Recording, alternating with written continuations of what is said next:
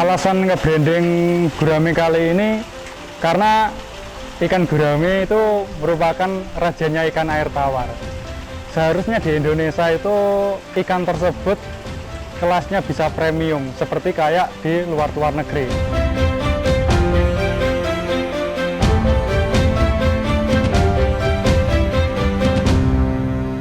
Harusnya ikan gurame itu ikan yang premium, dagingnya tebal, bisa diolah menjadi makanan yang nilai ekonomi tinggi. Jadi kita itu di Indonesia harus dalam budidaya bisa meningkatkan nilai kualitas daging ikan gurame tersebut.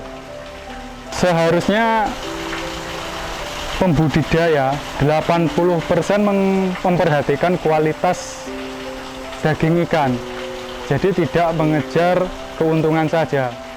Bagaimana memberi pakan ikan yang baik, menggunakan pelet yang berkualitas, tidak menggunakan limbah atau kotoran untuk memberi makan ikan, sehingga daging ikan yang ditimbulkan menjadi lebih baik, berkualitas, dagingnya putih, kemudian tebal, terus tidak ada aromanya atau yang biasa disebut aroma bau tanah. Nah, seperti itu. Kadang-kadang jika diberi pakan yang buruk, itu akan mempengaruhi kualitas daging ikan. Teksturnya tidak kenyal atau gampang hancur kalau ketika dimasak. Nah, hal-hal tersebutlah yang bisa menurunkan kualitas daging ikan atau bisa menurunkan harga ikan di pasaran Indonesia ini.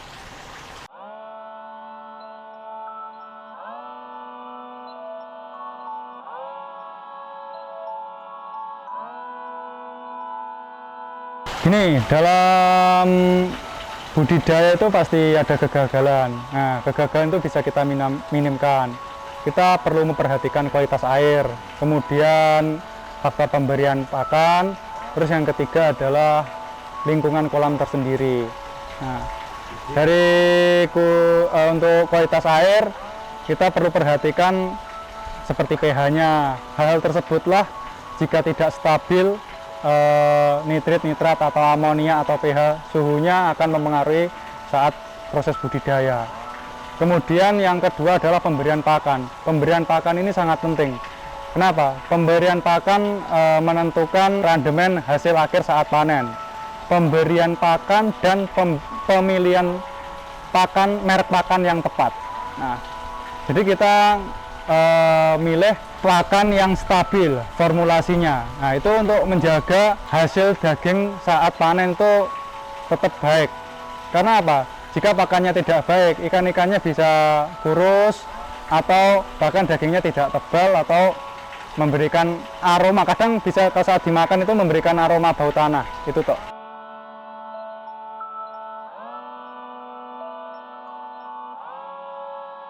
PT New Hope Aquafeed Indonesia adalah perusahaan yang memproduksi pakan aquafeed modern dengan skala besar.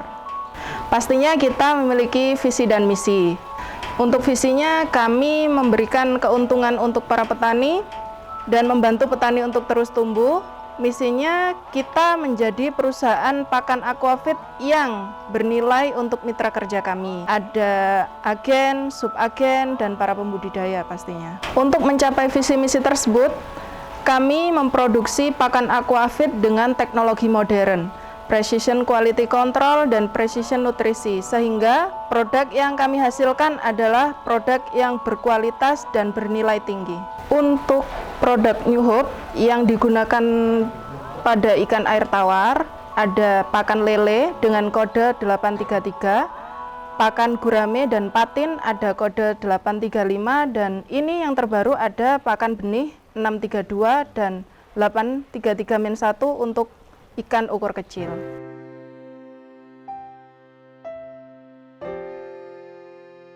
Nah, untuk lingkungan kolam sendiri, kita memilih yang dekat sungai. Kenapa pilih area dekat sungai atau area persawahan?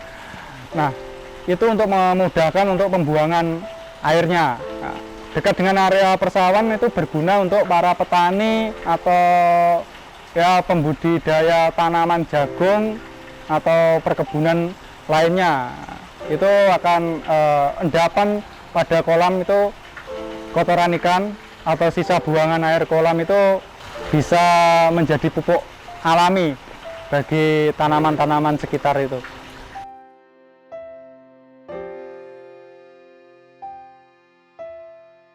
Nah, di sini kita menggunakan kolam beton. Sebetulnya nggak kolam beton aja.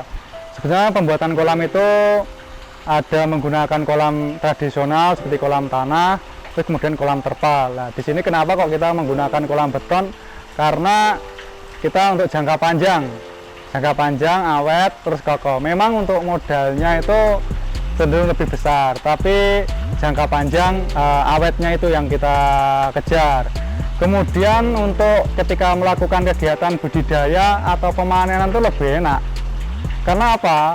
Nah, ketika anak-anak menjaring itu lebih cepat, aksesnya lebih rapi.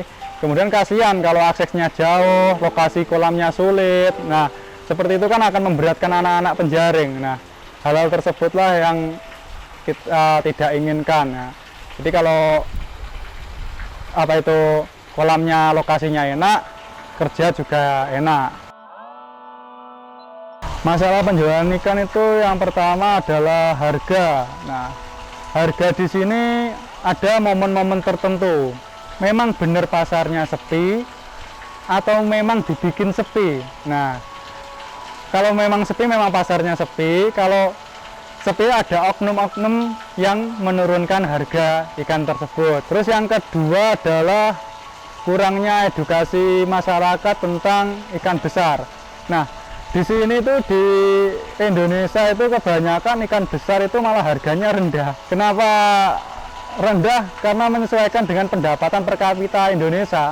Nah, golongan Indonesia rata-rata 70-80% itu kan menengah ke bawah. Jadi menyukai ikan-ikan kecil. Kita mau buat nge-branding ikan besar seperti luar negeri, di fillet, untuk sajikan makanan yang lebih estetik itu susah, karena banyak yang dipilih itu ikan-ikan kecil. Harusnya ikan yang lebih besar itu harganya lebih tinggi. Karena apa? Perawatannya lebih lama, operasionalnya lebih besar, masa panennya juga lama. Nah, pemberian pakannya juga berlebih. Nah, seperti itulah. Kita menggunakan ikan hidup. 80% kita menggunakan ikan hidup, terus 20% sisanya adalah pengolahan seperti di fillet atau di gurami WGGS. Udah hilang insang, isi perut, sisik. Kenapa kita menggunakan cenderung ikan hidup? Nah, ikan hidup itu bisa dikarantina. Nah, beda dengan ikan yang sudah mati langsung di es tanpa melewati karantina.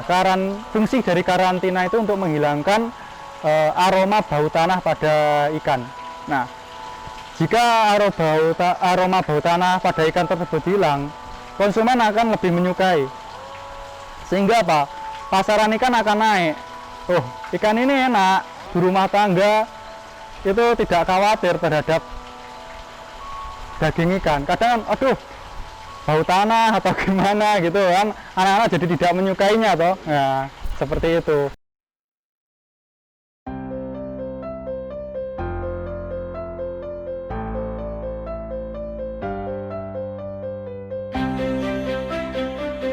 Jadi PR-nya kita sebagai pembudidaya itu bagaimana cara memproduksi ikan yang berkualitas. Nah, jika ikan berkualitas, konsumen akan senang. Jadilah bunga yang memiliki sari-sari madu, lebah akan datang pada bunga tersebut. Jadilah pabrik pakan yang baik, pembudidaya yang baik, atau distributor ikan yang baik, maka konsumen akan datang kepadamu.